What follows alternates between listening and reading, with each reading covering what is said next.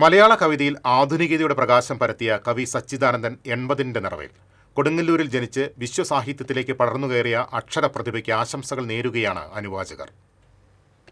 6 പതിറ്റാണ്ടായി മലയാളിയുടെ ജീവിത തീരങ്ങളെ തൊട്ട് അനുസ്യൂതമൊഴുകുകയാണ് സച്ചിദാനന്ദൻ എന്ന സർഗപ്പുഴ.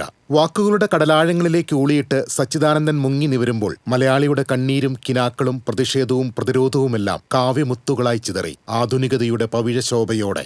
ഭാഷയുടെ വിന്യാസത്തിൽ ആധുനിക ഭാവുകത്വത്തിന്റെ വഴിവെട്ടിയായിരുന്നു യാത്ര. സ്വന്തം ദേശം, ഭാഷ, ജനത എന്നിവയിലേക്കുള്ള നിരന്തര മടങ്ങിവരവാണ് സച്ചിദാനന്ദന്റെ കവിതയിലെ അടിസ്ഥാന പ്രകൃതികൾ സൃഷ്ടിച്ചത്. പ്രവർത്തന മണ്ഡലങ്ങളിലെ വൈപുല്യത്താൽ എന്നും അദ്ദേഹം അത്ഭുതപ്പെടുത്തും. കവി, കലാനിരൂപകൻ, പത്രാധിപർ, രാഷ്ട്രീയ ചിന്തകൻ, അധ്യാപകൻ, പ്രഭാഷകൻ, കേന്ദ്ര സാഹിത്യ അക്കാദമി സെക്രട്ടറി, കേരള സാഹിത്യ അക്കാദമി പ്രസിഡന്റ്, ഇങ്ങനെ കടന്നുവന്ന എല്ലാ മേഖലകളിലും തന്റെ തെളിഞ്ഞ ചിന്തകളുടെ ഊർജ്ജം അദ്ദേഹം പ്രസരിപ്പിച്ചു. 1946 മെയ് 28 കൊടുങ്ങല്ലൂർ പുല്ലൂറ്റായിരുന്നു ജനനം. Kodungallur KKTM college, Irinjalakuda Christ college എന്നിവിടങ്ങളിലെ 25 വർഷം അധ്യാപകനായിരുന്നു. കവിത, ലേഖനം, നാടകം, യാത്രാവിവരണം എന്നീ വിഭാഗങ്ങളിൽ തർജ്ജമകളടക്കം 50ഓളം പുസ്തകങ്ങൾ രചിച്ചു. 5 സൂര്യൻ, എഴുത്തച്ഛൻ എഴുതുമ്പോൾ, സച്ചിദാനന്ദന്റെ കവിതകൾ, വേനൽമഴ, ദേശാടനം, അപൂർണം, കവിബുദ്ധൻ, വിക്ക് തുടങ്ങിയവയാണ് പ്രശസ്ത രചനകൾ. രാജ്യത്തെ പ്രമുഖ സാഹിത്യ പുരസ്കാരങ്ങളെല്ലാം അദ്ദേഹത്തെ തേടിയെത്തിയിട്ടുണ്ട്.